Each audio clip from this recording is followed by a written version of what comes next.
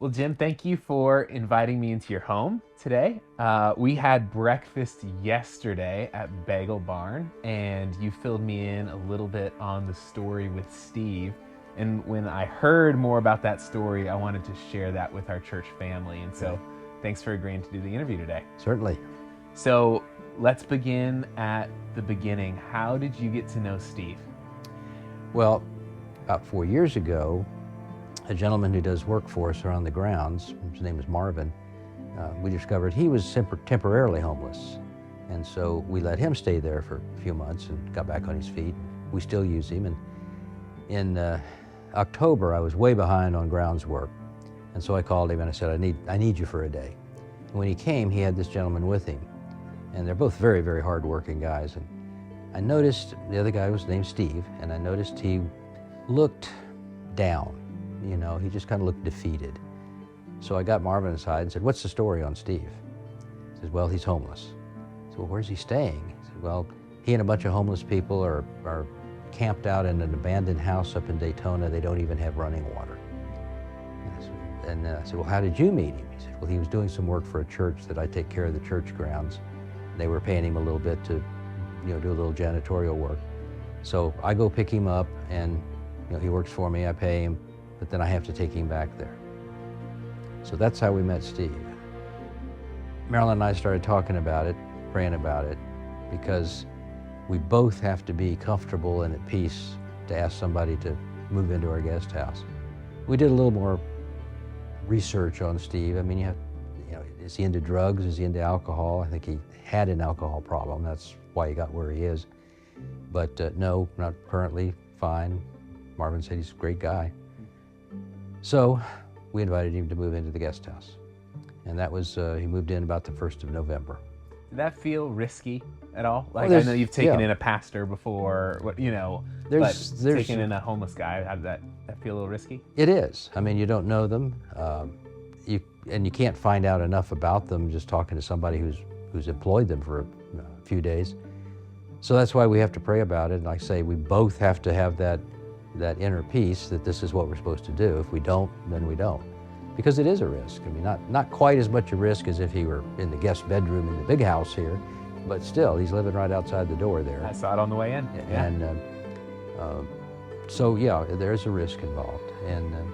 But you have to take risks if you're going to follow the nudging of the Holy Spirit, and that's one we took. I was over there helping him move stuff around right after he moved in, trying to get him settled a little bit, because he had some stuff with him and some in the garage. And there, we have all kinds of plaques on the wall over in the guest house with scriptures and so forth. And the word hope shows up in big letters. And he stopped and he pointed to that and he said, that's what you folks are giving me. Wow. And so, okay, that confirmed this was the right path to go.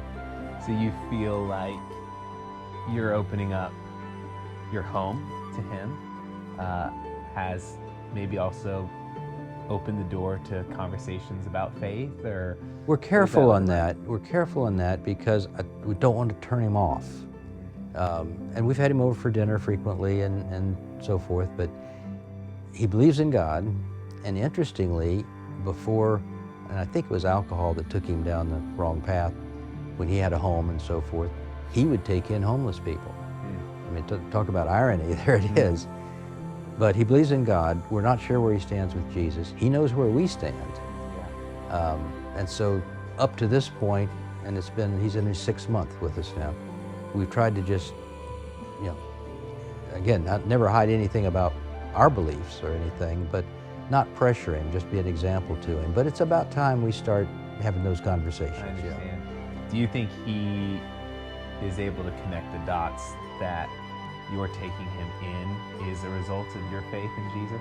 I'm unquestionably. Yeah. And it's not us alone. Our EAC small group has gotten behind it, brought him some food on occasion. It occurred to me, we often see homeless people and, well, why don't they go get a job?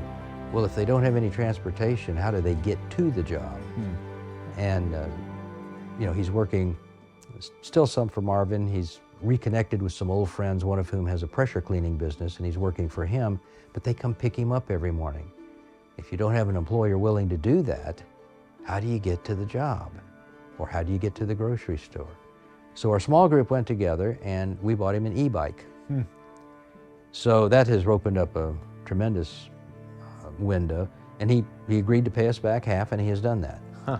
So So feel it's really been a good little about bit of that. a group effort. Yeah. How has it been going, would you say, so far? Because it hasn't been a short period of time. Am I right in that it's been 6 months? He's in his 6th month. The change in him has been amazing. From that defeated, discouraged, no hope person, he's now upbeat, reconnected, and I think reconciling with his father, who lives over in DeLand. His father's come over a couple of times. You know, he's on the right track. But again, think about this. If you're homeless and broke, what does it take to rent an apartment? Well, you know, good gosh, in this area, well, first off, rentals are very scarce. Even grandma's garage apartment, there aren't many, and the ones that are typically filled up with snowbirds during the winter and vacationers during the summer. But even if you could find one, got to have usually 3 months rent to get in, you know, first, last, and security deposit. The rents are high. If you're a homeless person who's barely making it with your finances and buying food, you can't afford an apartment or much of any place else. So he's a long way from becoming independent, but he's on the right road. Well, can I read a Bible passage to you? Sure. And I want your take on it, because I anticipate this is going to air when we are planning to be in our Peter series. Okay. And there's a passage that I want to share with you, and I want your take on why this is in here. It's from 1 Peter chapter 4, starting in verse 8. Most important of all, continue to show deep love for each other, for love covers a multitude of sins. And here's what it says next in the New Living Translation. Cheerfully share your home with those who need a meal or a place to stay. I have a note in my Bible that just has your name by it. It must have come to mind as I was thinking through this part of the series. And I just want to ask you, why do you think hospitality is so important? Well, you know, elsewhere in Scripture, of course, we're told care for the widows and orphans, and I think the point is, if we're blessed, if God has blessed us, and He has with a house and financial means and so forth, then our obligation is to make sure those who need it get help.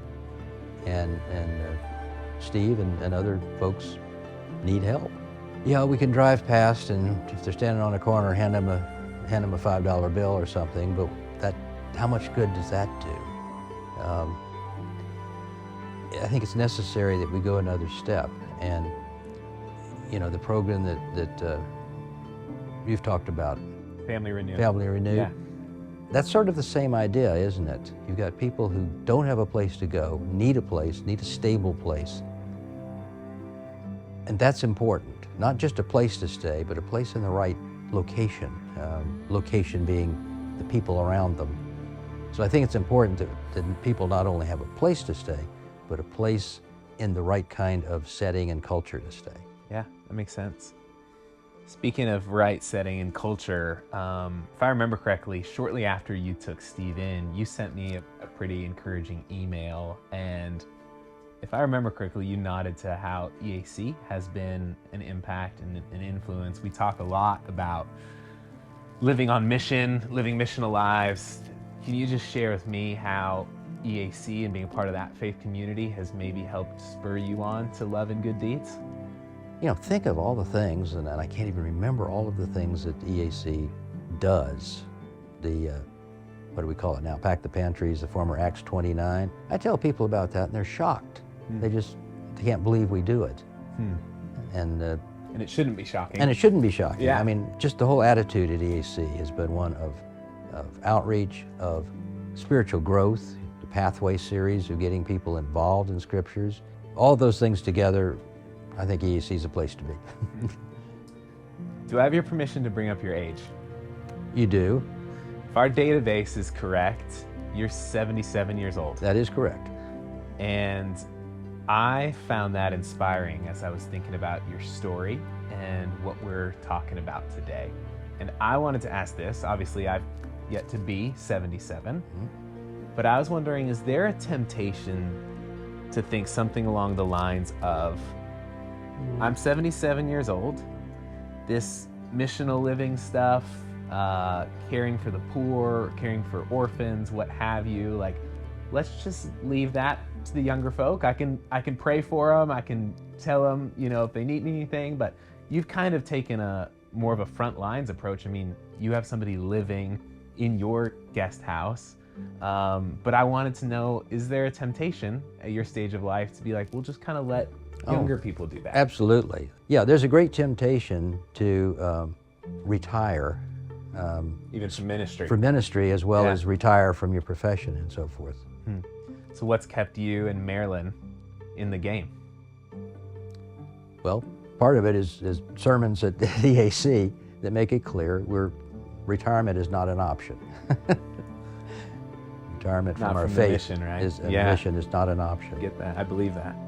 I mean, we get to the point we're probably too old to do some things. Sure. In younger years, we went to Haiti on missions. That's probably not going to happen again, but that just means opens doors for other things. But you could let someone stay in your guest house. Yeah. Yeah, I think it's beautiful. Well, how has Steve being a part of your life and Marilyn's life, has that had any impact on your faith, your walk? Well, I think that first incident I told you about, when he pointed at the sign that said hope and said, "That's what you've given me." Wow. I mean, that sort of sums it all up. But as we've gotten to know him and his attitude and everything has improved, and he's now looking forward rather than being defeated, it's like, so many times you provide ministry to someone, you plant seeds, and you never know whether they sprout. And with Steve, we're starting to see the result. And so that's so encouraging to us. Well, is there anything else, Jim, that you'd like to share with me as it relates to this story, and by extension, Edgewater Alliance Church? Well, and I know we're not the only members of EAC that are opening their homes and so forth, but two things. One is, I think we're called to do it. I mean, 2 Peter, you just read, calls us to do it. The other is, yes, there's a risk. We'd be foolish not to be careful.